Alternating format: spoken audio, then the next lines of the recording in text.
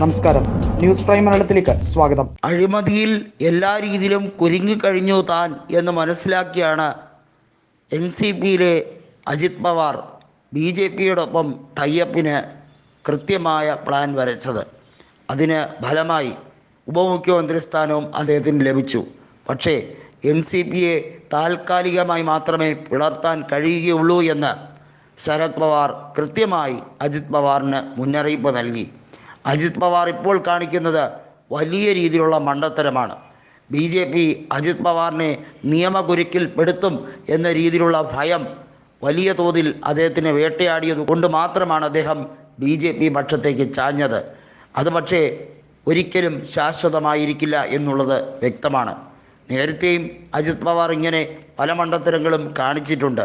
ഭഗത് സിംഗ് കോശ്യാരി ഗവർണറായിരുന്നപ്പോൾ അജിത് പവാർ ദേവേന്ദ്ര ഫട്നാവിസിൻ്റെ കൂടെ സത്യപ്രതിജ്ഞ ചെയ്ത് രാവിലെ 7 മണിക്ക് എല്ലാവരെയും, അതായത് 11 കോടി വരുന്ന മഹാരാഷ്ട്രയിലെ ജനതയെ മുഴുവൻ ഞെട്ടിച്ചുകൊണ്ടാണ് അന്നത്തെ നേരം വെളുത്തത്. ഏതായാലും അജിത് പവാറിന് ഇനിയൊരിക്കൽ കൂടി ശരത് പവാറുമായി ഒരു മെർജിങ്, അതായത് ലയനം ഉണ്ടാവുകയില്ല എന്ന രീതിയിലേക്കാണ് അദ്ദേഹവും അദ്ദേഹത്തിൻ്റെ അനുയായികളും നടന്നു നീങ്ങുന്നത്. ഷിൻഡെ വിഭാഗത്തിന് ലോക്സഭയിൽ സീറ്റുകൾ കൊടുത്താലും അജിത് പവാറിന് കാര്യമായി പരിഗണന കിട്ടില്ല എന്ന് അദ്ദേഹവും അദ്ദേഹത്തിൻ്റെ അനുയായികളും നല്ല രീതിയിൽ തന്നെ ഉറച്ച് വിശ്വസിക്കുകയാണ്.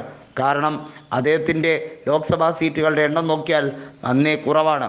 എന്നാൽ പോലും 48 സീറ്റുകളുള്ള മഹാരാഷ്ട്രയിൽ BJP 26 സീറ്റുകളിൽ മത്സരിച്ചിട്ട് ശേഷിക്കുന്ന 22 സീറ്റുകൾ ഷിൻഡെ വിഭാഗത്തിനും അജിത് പവാർ വിഭാഗത്തിനും കൊടുക്കാനാണ് അവരുടെ പ്ലാൻ.